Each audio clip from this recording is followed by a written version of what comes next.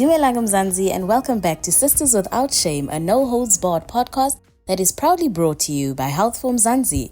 I am your host, Noluthando Ngakani, and I am here to hold your hand as you seek those answers to those medical shames and woes you dare not speak of in public. No bump or lump is too embarrassing here. You are in a safe space, baby.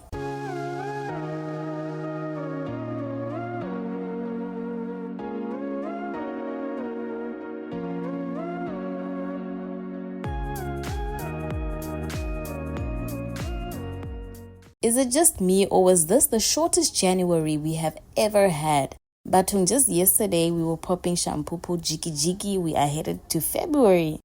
But let me stop getting nostalgic about Monate times and focus on my mission at hand. This week we have a voice note from an Abuti in crisis from Johannesburg. Hi Sis Lolo. I've been contemplating about going vegan for a while now for health reasons. With regards to health, there are other things I worry about too, like my protein intake and how I will access the nutrients and vitamins I need. I'm worried about the side effects like being more tired and suffering from iron deficiency and low energy. It's odd that veganism is supposed to be this super eco-friendly natural thing, but then people end up using loads of artificial substitutes and popping loads of pills to stick to it. Is there a way that this experience can be simplified? I got you, babes. This week we hooked up with Program Manager for ProVeg International in Mzansi, Dr. Nanine Wyma, to give clarity on plant-based lifestyles. What is the difference between vegan, vegetarian, and flexitarian diets? Veganism is more of a lifestyle than it is a diet. Diet is just one part of veganism. The lifestyle excludes all types of animal products. If you're looking at the diet, you won't have any animal products such as meat or fish or chicken. You won't have any animal byproducts such as eggs and dairy, which is cheese. We'll extend a little bit further, like anything that causes animal suffering or comes from animals like gelatin or honey, that would be excluded from a vegan diet. But veganism extends into the lifestyle, like I said, so individuals who follow a strictly vegan lifestyle won't have any leather. Cosmetics wouldn't be tested on animals. It's kind of a broader lifestyle that aims to reduce and eliminate animal suffering. Then a vegetarian diet it just excludes animal products like eggs and dairy. So somebody that eats vegetarian likely won't have fish and chicken and red meat and pork and lamb and all of that, but they'll still eat eggs and dairy. If you're pescatarian, then you do eat the fish, but you don't eat the red meat. Flexitarian is somebody who kind of like adopts these lifestyles sometimes and then is a little bit more flexible, shifting back to their usual lifestyle. So somebody might choose to only adopt certain parts of the lifestyle and be comfortable with keeping like other parts themselves. Like somebody might not eat meat and not have milk, but they have cheese every now and then, and they would be a flexitarian. Or somebody that doesn't eat meat for like 2 days of the week, they would also be a flexitarian. So somebody that's almost just testing it out or is comfortable with the steps that they've taken and the boundaries that they've placed in their own life. How does transitioning to then a more plant-rich diet help you to better your relationship with food? Plant-based diets, there's kind of like a whole lot of myths that you're up against when you go to a plant-based diet. I'm in my late 20s, so I was born in the 90s, and we were definitely born into diet culture. In the 90s, all of the models were very skinny, very unrealistic beauty expectations. So our generation, we've kind of grown up with very unrealistic diet expectations and body expectations. And there were a lot of kind of fad diets that came through. And I'm sure everybody that was born in the 90s has done like more than 3 diets in their lifetime. And there's a lot of information. A plant-based lifestyle kind of forces you to face some of the beliefs that you have absorbed from those previous diets, like needing to get a lot of protein. Protein is something that everybody is concerned about when they learn about a plant-based diet. And they think that protein just comes from animal products, but actually vegetarians and vegans pretty much always get enough protein. It's very, very rare that somebody has a protein deficiency. You kind of have to change the way you see food. And a big one is also carbohydrates. So my generation, we grew up avoiding carbohydrates like the plague, like, don't eat carbs. when you shift to a plant-rich diet, you are going to have to increase your carbs in order to stay full and feel like you're having a full meal. That doesn't mean that you're eating processed carbohydrates like unhealthy foods, like a lot of bread and pasta and refined grains and refined flours. But carbohydrates are in starchy vegetables like potatoes and butternut.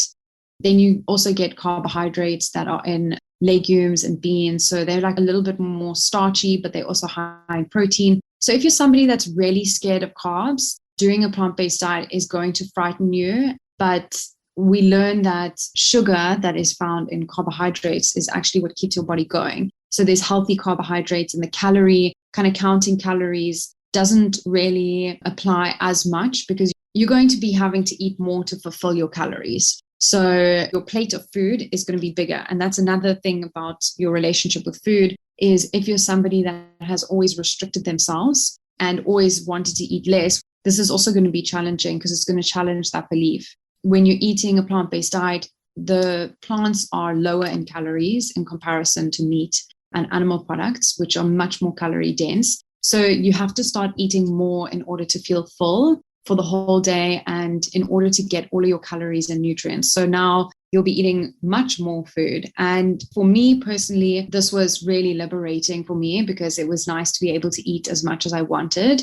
There are some studies that have shown that unrestricted whole food plant-based diets, so where they didn't count the calories, they just let people eat as much as they want, still resulted in weight loss and improvement of health. So you'll be eating a whole lot more, which might scare you if you're very into diet culture, but it's also quite liberating because you get this relationship with your body where you're allowing yourself to eat more and you're figuring out where you feel full and what you need in order to feel full. And you're also going to be eating a lot more starchy foods in order to feel full. Those are kind of the biggest things about shifting your relationship with food is what have you learned before and how is a plant-based diet going to challenge you? You're going to be eating more food. You're going to be eating more carbohydrates, and you're going to be less worried about protein. That's the biggest opportunity for you to also break out of all of the fear that you have around eating too much or eating too much carbs. Is it Dr. Atkins who came out with that book about how evil carbs were with the low carb diet thing? There's been so many versions of that. I think in South Africa, we have Tim Noakes, who is maybe a pioneer of the real meal or real food revolution. And I followed that diet for a while too, because I liked eating high fat foods and it gave you this permission to eat high fat foods and lots of fat in your meal, cutting out your carbs completely, which is just another way of doing a keto diet.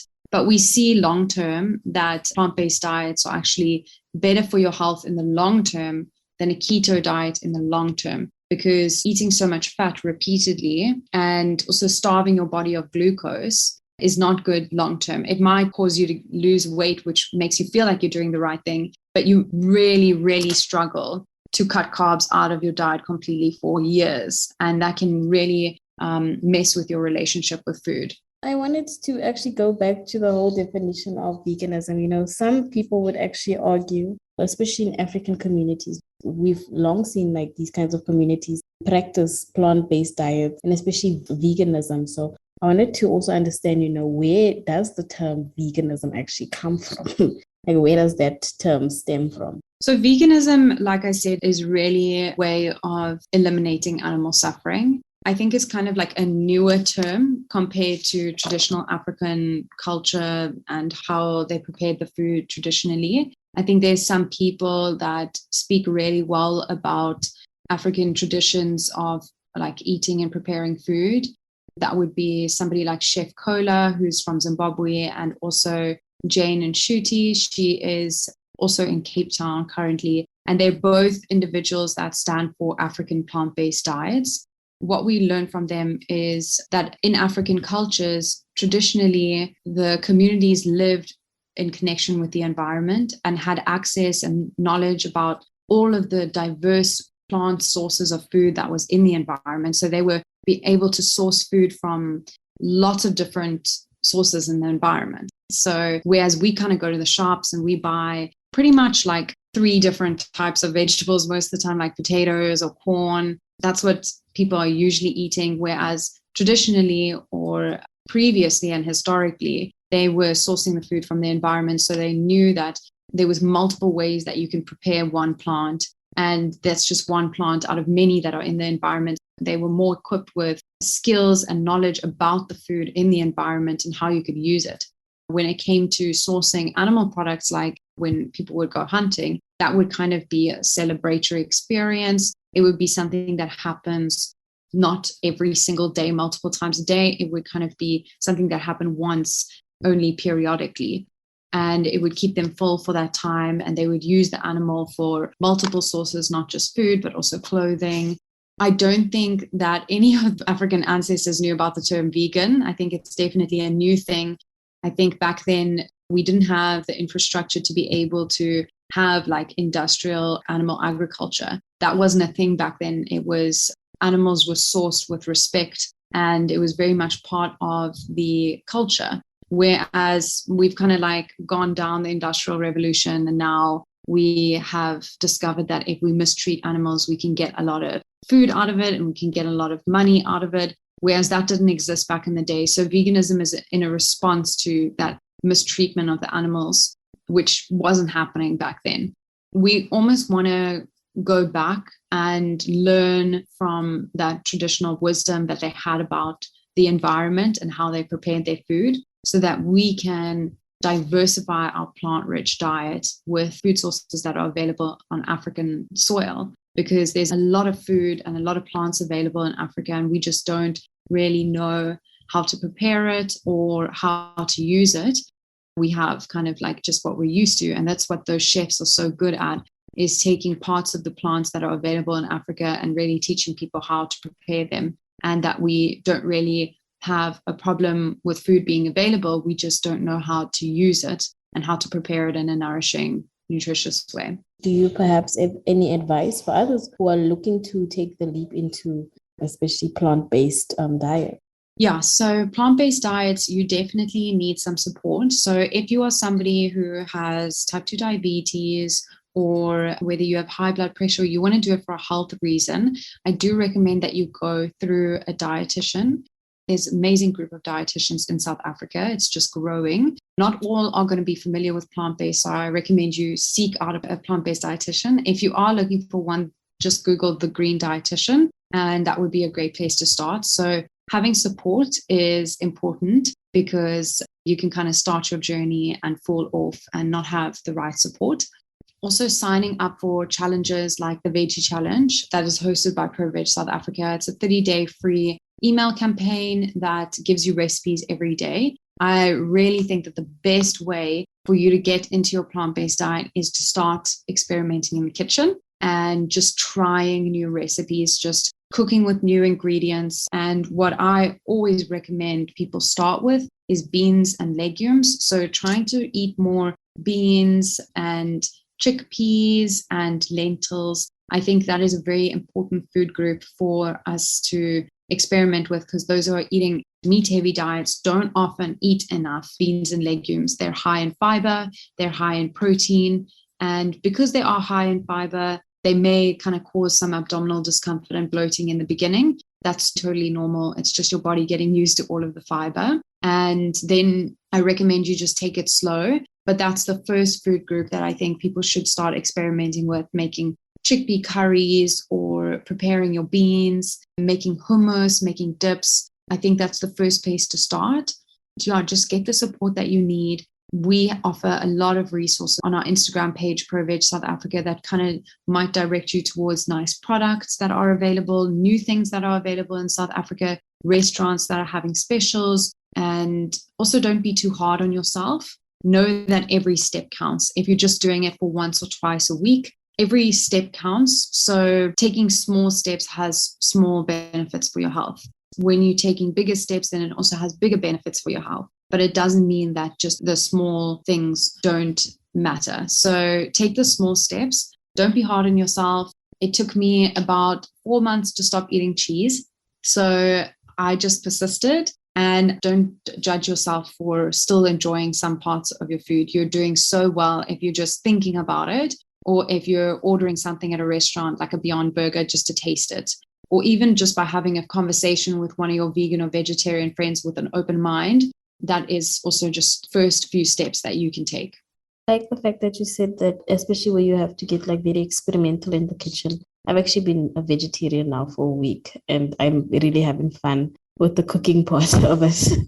It's so important because the more you can cook, the more you find things that you like, then you can sustain yourself and keep yourself healthy instead of falling off the wagon a little bit just because you don't know what to prepare. I mean, in South Africa, we do have a lot more restaurants now that are offering plant-based options, but eating at home and preparing your own food is always cheaper and it's always more sustainable. So that's definitely the first place to start, is experimenting in your kitchen. Thank you for joining this week's episode of Sisters Without Shame, Dr. Nanine.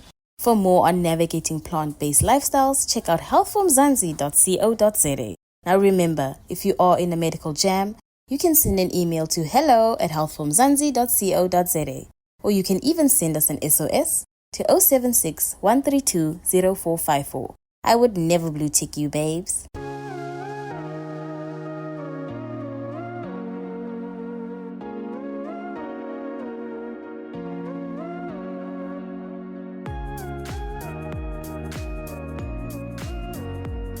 I don't know if I have shared this with you guys, but I've recently embarked on a plant-based journey. It's been a very humbling experience, but so fulfilling too. I did it to better my relationship with food, and cooking and getting creative with my veggie meals has sort of helped. Anyways, what I really valued about my discussion with Dr. Nanine was what she had to say about carbs and them not being the enemy. They never really were. The key to success in any health journey is moderation. That brings us to the end of episode 25 of Sisters Without Shame, proudly brought to you by Health for Mzansi. From me, Lulu Ngakani, have a great week. And remember to show your girl some love by sharing this podcast with a friend.